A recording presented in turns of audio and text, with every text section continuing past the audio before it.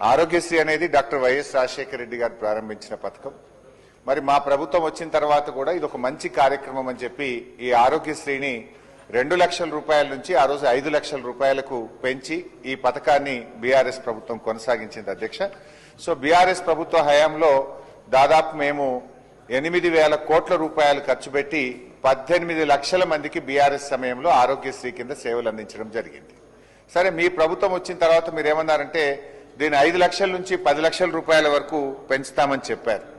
కానీ ఇలా మంత్రి గారు ఇచ్చిన సమాధానంతో మనకు చాలా స్పష్టంగా ఏమర్థమవుతుందంటే అధ్యక్ష, ఈ 5 లక్షల నుంచి 10 లక్షల రూపాయలకు పెంచడం వల్ల ఈ ప్రభుత్వం వచ్చిన 2.5 సంవత్సరాల్లో ఎంతమంది లబ్ధి పొందారంటే కేవలం 496 మంది మాత్రమే లబ్ధి పొందారు ఈ 2.5 years లో.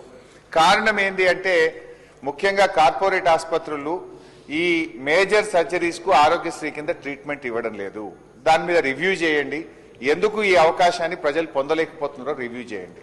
ఇన్ఫాక్ట్ మా ప్రభుత్వం ఉన్నప్పుడు కూడా మేము చెప్పుకోలేదు, కానీ 5 లక్షల నుంచి 10-15 లక్షల వరకు కూడా 607 మందికి బీఆర్ఎస్ ప్రభుత్వంలో కూడా 5 లక్షల పైన డబ్బులు ఇచ్చాం ఆరోగ్యశ్రీ కింద.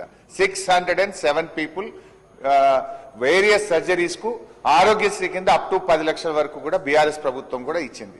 కానీ మీరు ఇచ్చింది 496 మాత్రమే. కాకపోతే మేము చెప్పుకోలేదు, మీరు చెప్పుకున్నారు. అయితే అధ్యక్ష, బట్ నేను గవర్నమెంట్ తో కోరేది, ముఖ్యమంత్రి గారు ఆరోగ్య మంత్రి గారు పదే ఏం చెప్తున్నారంటే మేము గ్రీన్ ఛానల్లో ఆరోగ్యశ్రీకి నిధులు విడుదల చేస్తున్నామన్నారు. మీరు 5 లక్షల నుంచి 10 లక్షలు చేస్తే మరి బడ్జెట్ పెరగాలి, ఖర్చు పెరగాలి.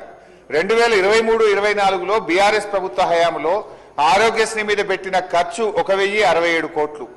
కాంగ్రెస్ ప్రభుత్వం వచ్చిన తర్వాత 2024-25లో ఆరోగ్యశ్రీ మీద మీరు పెట్టిన ఖర్చు 971 కోట్లు. మరి ఖర్చు పెరుగుతుందా తగ్గుతుందా అధ్యక్ష? 5 లక్షల నుంచి 10 లక్షలకు పెరిగినప్పుడు మరి అవకాశాలు పెరగాలి, రోగులు ఎక్కువ వాడుకోవాలి, ఖర్చు ఎక్కువ జరగాలి.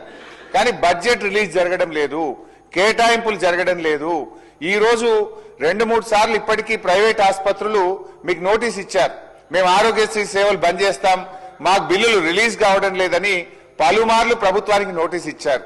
మీరు వాళ్ళని పిలిచారు, మాట్లాడారు, టైం పెట్టినారు, కానీ ఇప్పటి వరకు కూడా వాళ్ళకి డబ్బులు విడుదల కాలేదు.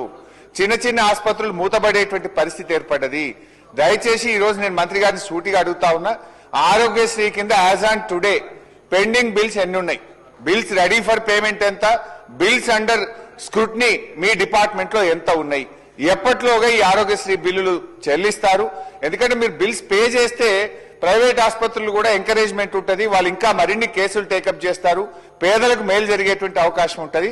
ఇటు ప్రభుత్వ ఆసుపత్రులకు ఇటు ప్రైవేట్ ఆసుపత్రులకు కూడా ఆరోగ్యశ్రీ బిల్లులు పెండింగ్ లో ఉండడం వల్ల ఇబ్బంది జరుగుతా ఉంది. మీరు ఇచ్చిన హామీ ప్రకారం దీన్ని గ్రీన్ ఛానల్లో పెట్టి ఈ ఆరోగ్యశ్రీ బిల్లులు ఎప్పటికప్పుడు విడుదల చేయాలని మీ ద్వారా ప్రభుత్వాన్ని కోరుతున్నాం. గౌరవ మంత్రి గారు.